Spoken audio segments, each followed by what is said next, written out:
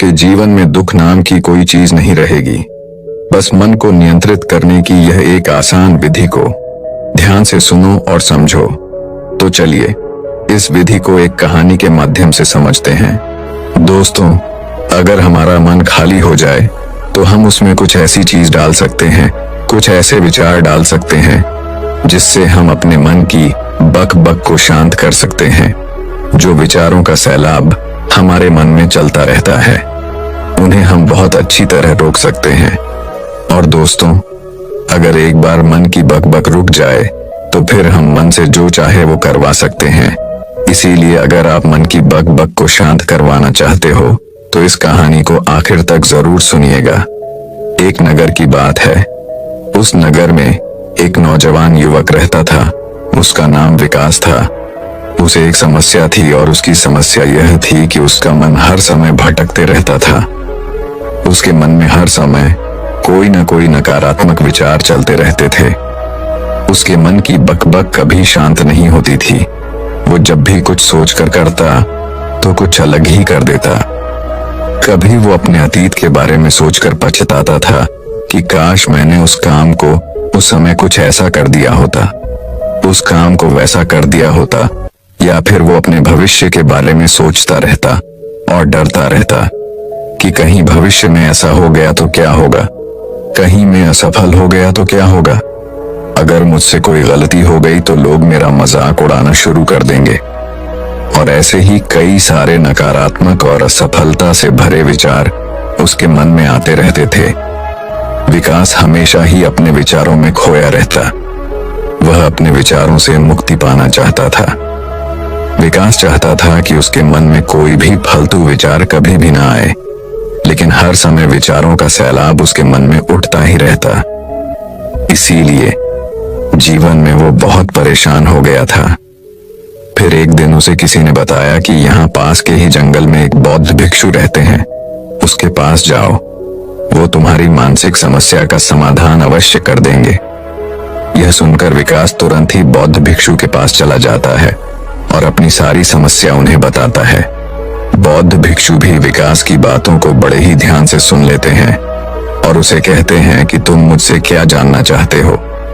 यह सुनकर विकास कहता है गुरुदेव, मैं अपने मन को शांत और खाली कराना चाहता हूँ। मैं आपसे ये जानना चाहता हूँ कि मन को खाली या शांत कैसे करते हैं। मेरा मन हर वक्त विचारों से भरा रहता है। मेरा ध्यान एक जगह लग ही नहीं पाता है, जिसके कारण मेरे हर काम में समस्या आ जाती है। मैं एक चीज करता हूँ तो नकारात्मक विचारों के कारण दूसरी चीज पर पहुंच जाता हूँ।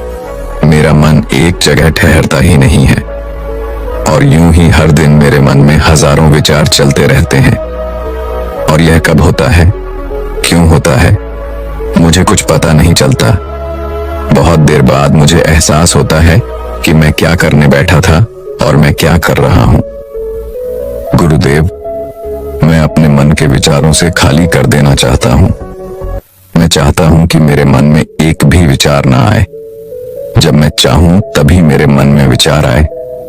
फिर बुद्ध भिक्षु ने कहा, किसी समस्या का समाधान तभी निकाला जाता है जब हम उस समस्या की जड़ तक पहुंच जाते हैं, समस्या को ठीक से समझते हैं और जानते हैं। आगे बुद्ध भिक्षु कहते हैं, जिस मन को तुम खाली करना चाहते हो, क्या तुमने उस मन को कभी थोड़ा बहुत भी समझा है, जाना है? ये सुनकर विकास ने कहा कि महाराज, मैंने अपने मन को जानने की बहुत कोशिश की है, लेकिन मैं जितना इसके बारे में जानता हूं, मेरा मन उतना ही रहस्यमय हो जाता है। फिर बौद्ध भिक्षु ने उसी वक्त उसको एक घड़ा देते हुए कहा कि जाओ, इस घड़े में छोटे छोटे पत्थर भरकर लेकर आओ। फिर वह युवक वहां से गया और छोटे छोटे पत्थर भरकर लेकर आया और उस घड़े को बौद्ध भिक्षु के पास रख दिया। फिर बौद्ध भिक्षु ने उसी वक्त उससे कहा कि इस घड़े को तुम अपना मन समझो और इस घड़े में भरे पत्थरों को अपने विचार समझो। अब इस घड़े में और पत्थर डालो। उसी वक्त उसने घड़े में और पत्थर डालना शुरू किया। क्योंकि घड़ा पहले से भरा हुआ था, एक दो पत्थर डालने के बाद बाकी सारे पत्थर नीचे गिरने लगे। फिर बौद्ध भिक्षु ने उसी वक्त से कहा, रुको जरा, ध्यान से देखो। अब घड़े में पत्थर नहीं आ रहे हैं बल्कि पत्थर नीचे गिर रहे हैं, क्योंकि यह एक घड़ा है। जो इसमें आ सकता था वो आ गया। अब इसमें और पत्थर नहीं आएंगे। अगर दूसरे पत्थर डालने हैं तो पहले वाले पत्थरों को निकालना होगा। यह सुनकर उसी वक्त उसने कहा, गुरुदेव, मैं आपकी बात समझ गया हूं कि आप मुझे क्या बताना चाहते हैं। हमें अपने मन को विचारों से ही खाली कर देना चाहिए। विकास की यह बात सुनकर बौद्ध भिक्षु मुस्कुराने लगे और कहा, पहले मेरी पूरी बात तो सुन लो, उसके बाद मन को खाली कर लेना। फिर बौद्ध भिक्षु ने उसी वक्त को कहा कि हमारा मन एक घड़े के बिल्कुल उल्टा है, क्योंकि घड़े को तुम पत्थरों से भर सकते हो, लेकिन मन को विचारों से नहीं भर पाओगे, क्योंकि मन तो हमेशा खाली रहता है। यह सुनकर उसी वक्त उसने कहा, गुरुदेव, मुझे आपकी बातें कुछ समझ नहीं आ रही हैं। मन अगर खाली रहता है तो फिर हम उसे खाली करना क्यों चाहते हैं? फिर मन को खाली करने की क्या ही आवश्यकता है? फिर बौद्ध भिक्षु ने उससे कहा कि इस घड़े से एक एक करके पत्थरों को बाहर निकालो। विकास ने वैसा ही किया। वह घड़े में से एक एक करके पूरे पत्थरों को बाहर निकालता रहा और ऐसा करते करते अंततः घड़ा खाली हो गया। फिर बौद्ध भिक्षु ने उसी वक्त से कहा, देखा तुमने, जब एक एक करके तुमने पत्थरों को बाहर निकाला तो यह घड़ा खाली हो गया। अब तुम इस घड़े में कोई भी पत्थर डाल सकते हो, दूसरे पत्थर डाल सकते हो, या फिर उन्हीं पत्थरों को दोबारा डाल सकते हो। आधा भर सकते हो या फिर पूरा भी भर सकते हो। फिर वह युवक कहता है, गुरुदेव, मैं भी तो यही कह रहा हूं कि मुझे अपने मन को खाली करना है। यह तो एक पत्थर है, इसे आसानी से निकाला जा सकता है और घड़े को खाली किया जा सकता है, लेकिन गुरुदेव, मैं अपने मन को खाली कैसे करूं? फिर बौद्ध भिक्षु ने कहा, इस घड़े में एक पत्थर डालो और दो पत्थर निकालो। यह सुनकर उसी वक्त विकास ने कहा, गुरुदेव, यह कैसे हो सकता है? जब इस घड़े में एक पत्थर होगा तो एक ही पत्थर निकलेगा, दो कैसे निकलेंगे? फिर बौद्ध भिक्षु ने उससे कहा, ऐसा नहीं हो सकता है, तो ऐसा करो कि इस घड़े में दो पत्थर डालो और चार निकालो। विकास ने कहा, महाराज, ऐसा कैसे हो सकता है? यह कोई चमत्कारी घड़ा तो है नहीं कि एक डालो तो दो निकल आएंगे, दो डालो तो चार निकल आएंगे। यह सुनकर बौद्ध भिक्षु ने कहा, यह घड़ा तो चमत्कारिक नहीं है, लेकिन तुम्हारा मन तो चमत्कारिक है। उसमें से अगर तुम एक विचार बाहर निकालते हो तो उसके साथ दो विचार आते हैं, और जब तुम उन दो विचारों को पकड़ते हो तो उसके साथ चार विचार निकलते हैं, और फिर ऐसा करते करते विचारों की एक लंबी श्रृंखला बन जाती है, और फिर तुम कहीं नहीं रुकते। एक के बाद एक विचारों को पकड़ते जाते हो। यह मिट्टी का घड़ा तो पत्थरों से भर जाएगा, लेकिन तुम्हारा मन कभी नहीं भरता। वह हमेशा खाली है, लेकिन वह खाली नहीं करता। यह इस मन की माया है कि सब कुछ है, लेकिन फिर भी कुछ नहीं। फिर उस युवक ने कहा, गुरुदेव, मैं आपकी बात समझ रहा हूं, लेकिन क्या मैं हमेशा अपने विचारों के जाल में ही फंसा रहूंगा? क्या मन के इस माया जाल से निकलने का कोई रास्ता नहीं है?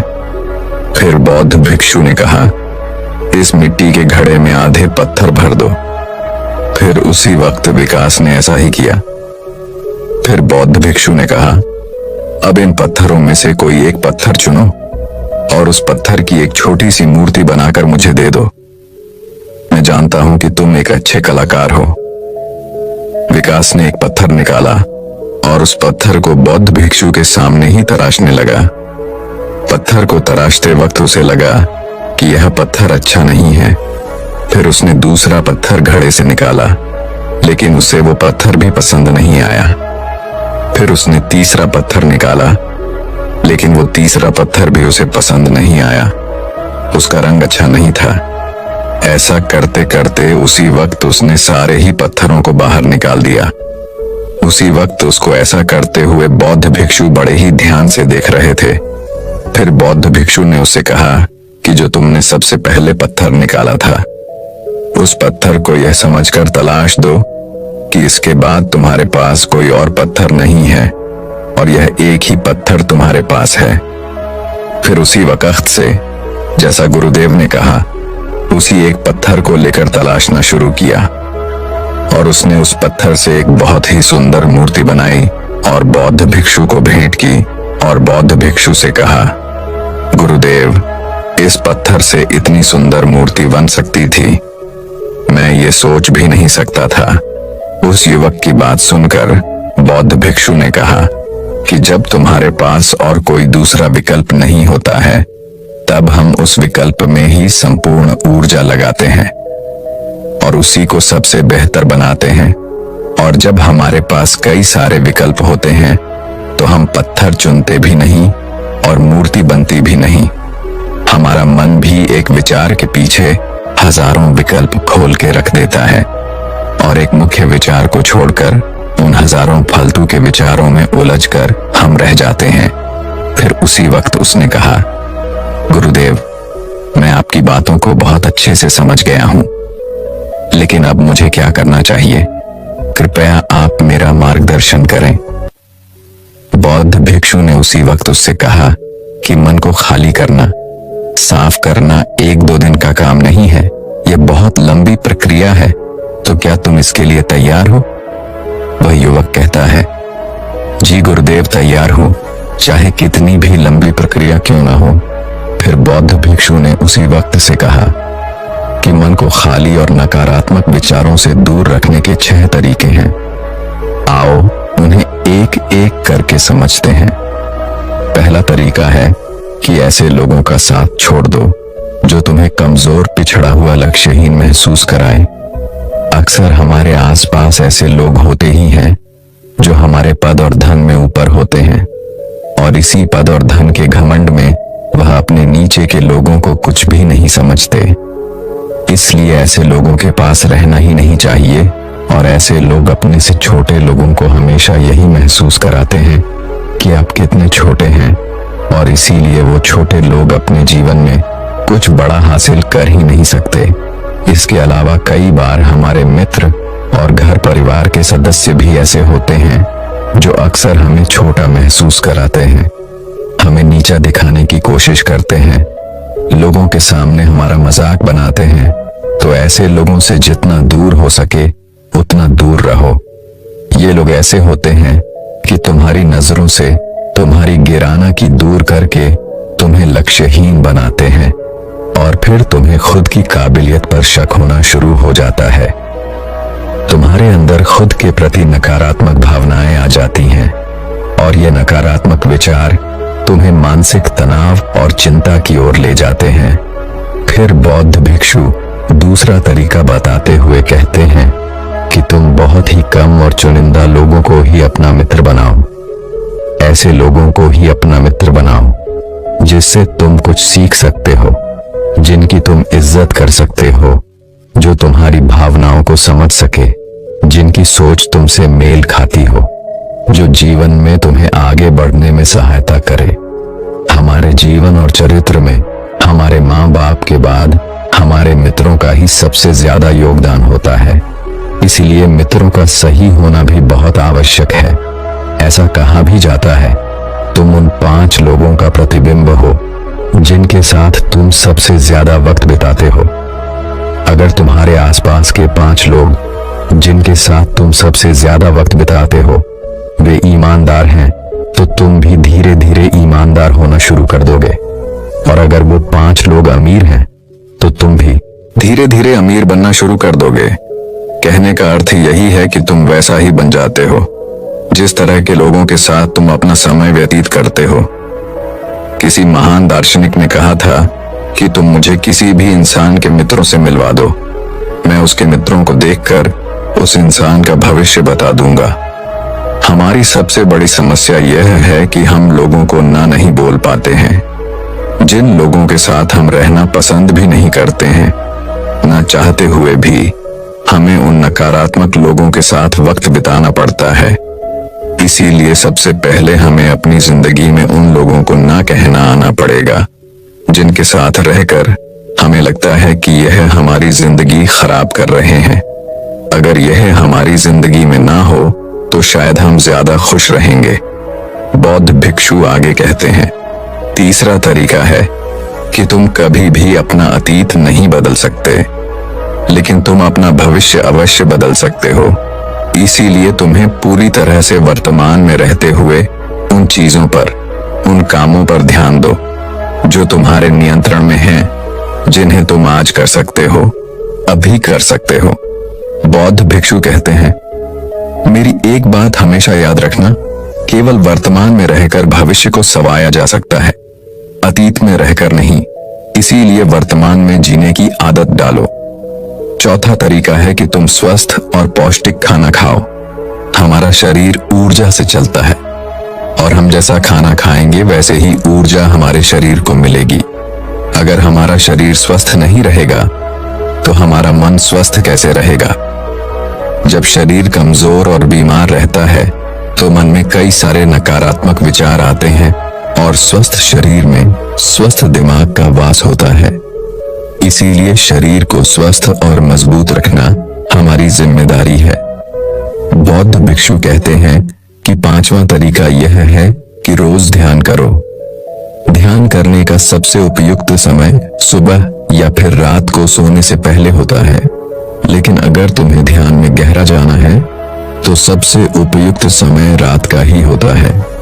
रात में सोने से पहले ध्यान करने से नींद में भी सुधार होता है और बहुत गहरी नींद आती है। ध्यान करने के लिए तुम अपनी सांसों पर अपने मन को केंद्रित कर सकते हो, या फिर तुम अपने मन में उठने वाले विचारों पर भी अपना ध्यान केंद्रित कर सकते हो। मन में उठने वाले विचारों पर ध्यान केंद्रित करने से ध्यान करने वालों का ज्यादा फायदा होता है, क्योंकि इसमें आसानी से गहरे ध्यान में उतरा जा सकता है। अगर तुम ध्यान नहीं कर सकते हो तो रोज खुद के साथ अकेले में वक्त बिताओ। खुद के व्यवहार को समझो, देखने की कोशिश करो कि मन में किस तरह के विचार उठ रहे हैं और क्यों उठ रहे हैं। बौद्ध भिक्षु आगे बताते हुए कहते हैं, छठा तरीका है कि तुम नए नए जगह घूमने जा सकते हो, क्योंकि एक पुरानी कहावत है कि एक लंबी यात्रा आपको 100 किताबों के बराबर ज्ञान देती है। गौतम बुद्ध अपने जीवन काल में 9 महीने लगातार घूम रहे थे। उनके भ्रमण करने का यही कारण था कि नए नए जगह जाने से ज्ञान की प्राप्ति के साथ साथ मन को एक नयापन भी प्राप्त होता है। नई जगह घूमने जाने पर हमारा मन उत्साहित रहता है। फिर बहुत भिक्षु कहते हैं, मन के जाल में कभी मत फंसो। मन को खाली करने की कोशिश मत करो। जीवन में ध्यान करना सीखो। अपने ध्यान को केंद्रित करो, अपने ध्यान में एकाग्रता लाओ और जीवन में जो कर रहे हो उसे पूरी मेहनत के साथ अंतिम काम समझकर करो। उस काम को ऐसे करो कि उसके बाद तुम्हें और कुछ नहीं करना है, और जब फिर दूसरे विचार पर कार्य करो तो बस उसी पर कार्य करो, किसी तीसरे विचार पर नहीं। मन के माया जाल से निकलना इतना आसान नहीं, लेकिन ध्यान करने से सब कुछ पाया जा सकता है। दोस्तों, आशा करते हैं आज के इस कहानी से आपने जरूर कुछ न कुछ मूल्यवान सीखा होगा। तो दर्शकों, चलिए अब इस विषय पर अगली कहानी की शुरुआत करते हैं। नमस्कार दोस्तों, कभी कभी यूं ही बेवजह किसी बात को लेकर हमारे मन में फिजूल तरह तरह के सवाल उठने लगते हैं।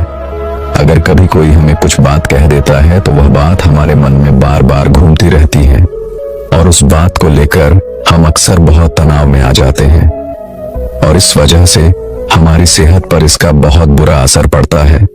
तो इस बेवजह उठ रहे सवालों को कैसे हम शांत कर सकते हैं, बेचैनी को कैसे शांत कर सकते हैं, और हम इस तनाव से बाहर कैसे निकल सकते हैं, इस कहानी में मैं आपको गौतम बुद्ध की ऐसी 4 आदतों के बारे में बताने वाला हूं, जिससे आप अपने जीवन में अपनाकर उस तनाव से बाहर निकल जाएंगे और अच्छे कामों में अपना जीवन व्यतीत कर एक अच्छी जिंदगी जी सकते हैं। यहाँ पर बताई गई यह 4 आदतें आपकी पूरी जिंदगी को बदल सकती हैं।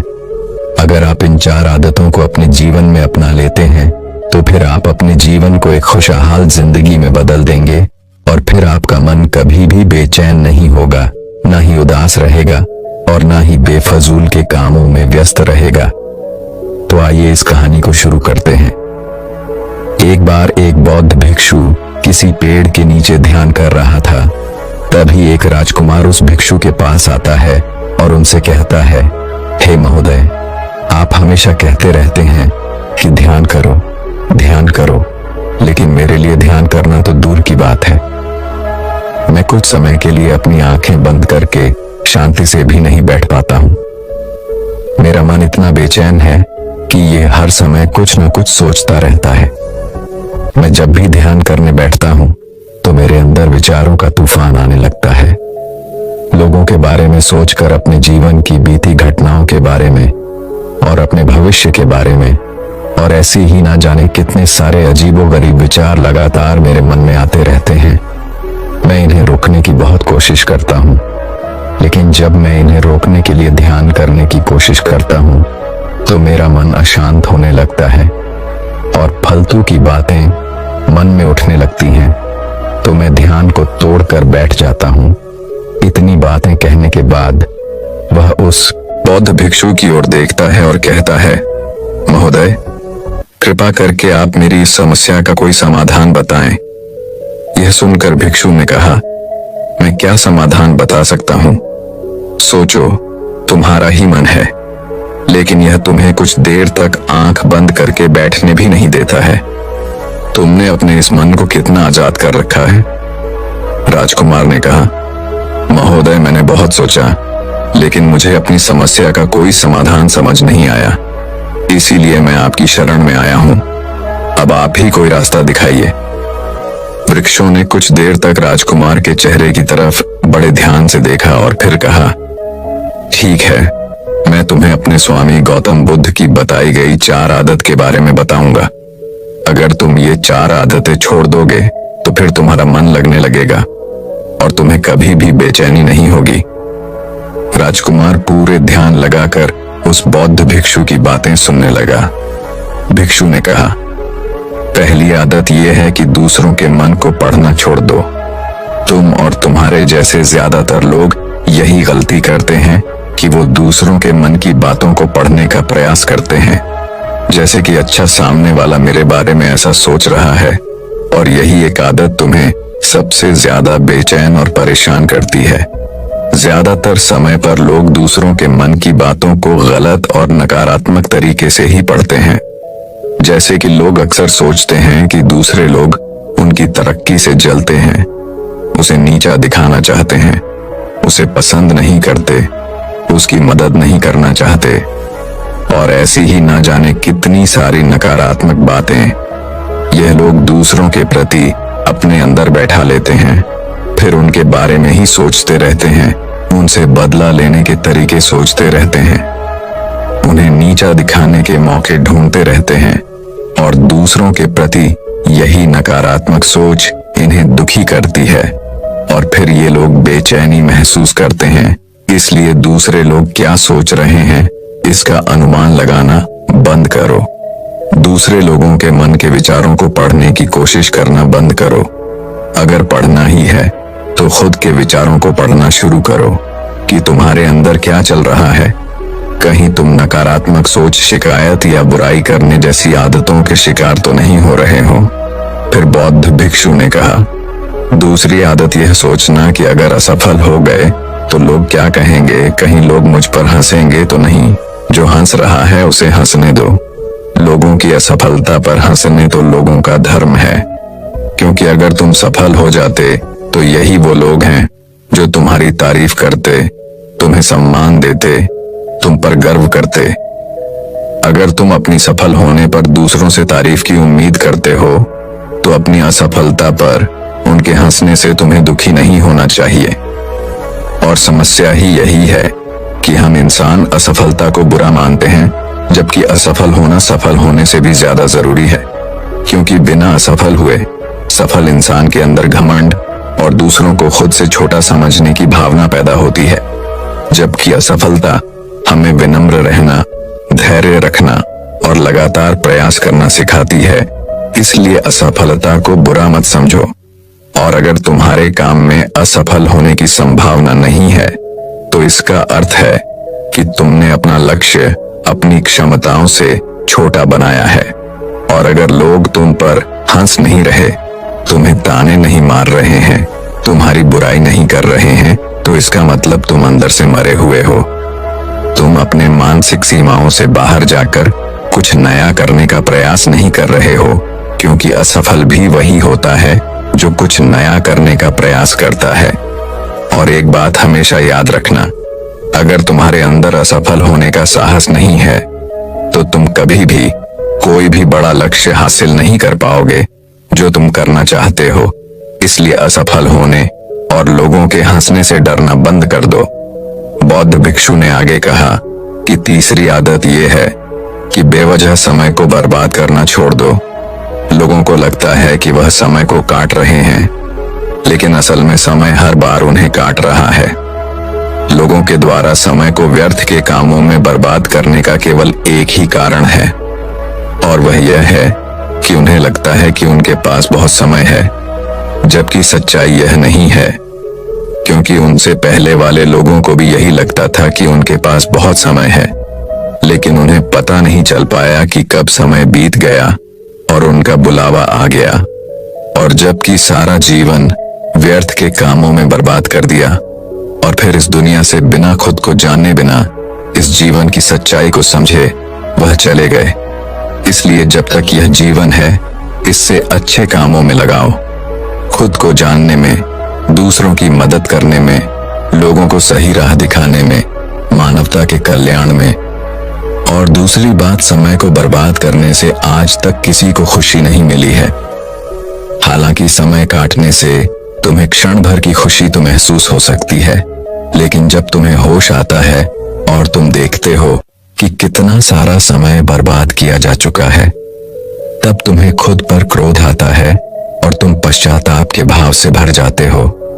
और फिर यही पश्चाताप का भाव तुम्हारे अंदर तनाव पैदा करता है और तुम बेचैन हो जाते हो और लगातार अपनी उस गलती के बारे में सोचते रहते हो।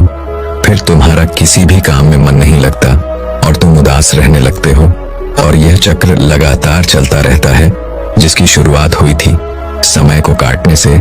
इसीलिए समय को काटना बंद करो और वह करना शुरू करो जो जरूरी है। बौद्ध भिक्षु ने आगे कहा, चौथी आदत, यह सोचना छोड़ दो कि मुझसे बड़े बड़े लोग नहीं कर पाए तो मैं कैसे कर पाऊंगा। असल में दूसरों से खुद की किसी भी चीज में तुलना करना ही व्यर्थ है, और ये तुलना करना ही हमें हानि पहुंचती है। सबकी परिस्थितियां अलग अलग होती हैं, सबकी सोच अलग है, और क्या हुआ अगर दूसरे नहीं कर पाए तो हो सकता है कि तुम ही कर जाओ, क्योंकि अक्सर वही लोग इतिहास रचते हैं जिनसे ज्यादा उम्मीद नहीं होती। और फिर हो सकता है कि जिसे तुम बड़ा समझ रहे थे, जिसके लिए तुम सोच रहे थे कि उसने बहुत मेहनत की है, बहुत प्रयास किया है, उसने कभी उतना प्रयास किया ही ना हो, केवल मेहनत करने का दिखावा किया हो। क्योंकि ज्यादातर लोग कभी उतनी मेहनत करते ही नहीं हैं जितनी उन्हें अपने लक्ष्य प्राप्ति के लिए करनी चाहिए, और दूसरे लोगों के सामने ये दिखाने का प्रयास करते रहते हैं कि मैंने तो बहुत मेहनत की थी, लेकिन मेरी किस्मत ही खराब थी। और यही वो लोग हैं जो दूसरों को बातों ही बातों में कहते रहते हैं कि जब इतनी मेहनत करने के बाद मैं सफल नहीं हो पाया तो तुम कैसे हो पाओगे। लेकिन अंदर ही अंदर यह इस बात को जानते हैं कि उन्होंने कभी उतनी कोशिश नहीं की थी जितनी उन्हें करनी चाहिए थी।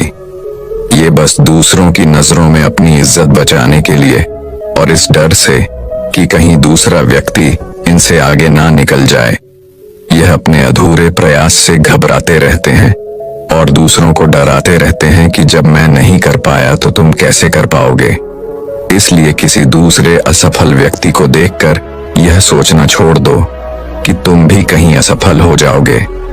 तुम बस अपना सर्वश्रेष्ठ प्रयास करो और बाकी सब समय और फिर तुम जहां चाहो वहां अपना मन लगा सकते हो। इतना कहकर वह भिक्षु शांत हो गए और राजकुमार को भी अब समझ आ चुका था कि उसे क्या करना है। उसने मन ही मन उन 4 आदतों को छोड़ने का निश्चय किया। उसने उस बौद्ध भिक्षु को धन्यवाद किया और वहां से चला गया। दोस्तों, हमें यह नहीं सोचना चाहिए कि लोग मेरे बारे में क्या सोच रहे हैं। अगर मैं कोई काम करता हूं तो लोग मेरे उस काम को लेकर हंसेंगे। इसके अलावा हमें अपना फालतू समय बर्बाद नहीं करना चाहिए। इसके अलावा हमें कभी भी यह नहीं सोचना चाहिए कि अगर किसी व्यक्ति से कोई काम नहीं हो पाया है तो मैं उसे नहीं कर पाऊंगा। अगर आप मेहनत से किसी भी काम को करते हैं तो कोई भी काम छोटा या बड़ा नहीं होता और एक न एक दिन सफलता अवश्य मिलती है।